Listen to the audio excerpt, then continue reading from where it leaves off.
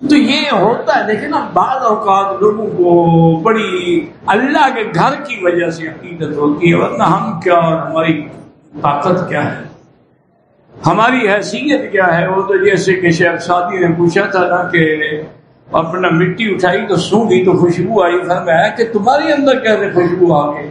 تو نے کہا میرے اندر تو خوشبو نہیں ہے، لیکن میرے اوپر گلاب کے پودا لگا ہوا ہے پھول کا، وہ پھول پھرتے رہتے ہیں، اس کی صحبت نے مجھے بھی خوشبو والا بنا دیا.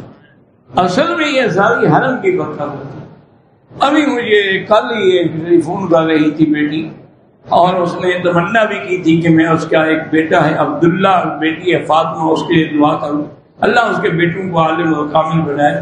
تو وہ یعنی آپ حیران ہوں گے کہ اتنی تڑپ سے اور اتنی محبت سے اور اتنی بے ساختگی سے وہ بیچاری فون کر رہی تھی کہ آپ کی تکلیف سن کر، آپ کی بیگم کی تکلیف سن کر میں یہاں تڑپتی ہوں اور میں سوچتی ہوں کہ یا اللہ میرے بس میں ہوں میں وہاں جا کے ان کی خدمت کیسے کروں.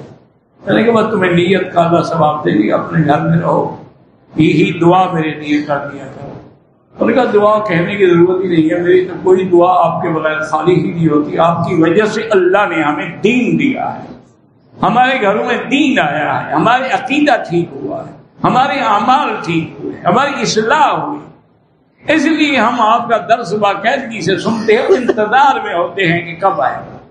اور جب آپ کو چھٹی ہوتی ہے تو ہمیں ریکارڈ کرنے والوں کو غصہ آتا ہے کہ وہ کوئی چالاکی کر گئے ہیں، 8-10 ریکارڈ نہیں کیا انہوں نے. نہیں اللہ کے بندے وہ بھی آپ کی طرح محبت کرتے ہیں اور اللہ کے لیے کر رہے ہیں. وہ کوئی پیسے نہیں دیتے، وہ کوئی معاوضہ نہیں دیتے ہیں، وہ اس لیے کہ ایک ذریعہ بن گیا دین کو پہنچانے کے لیے.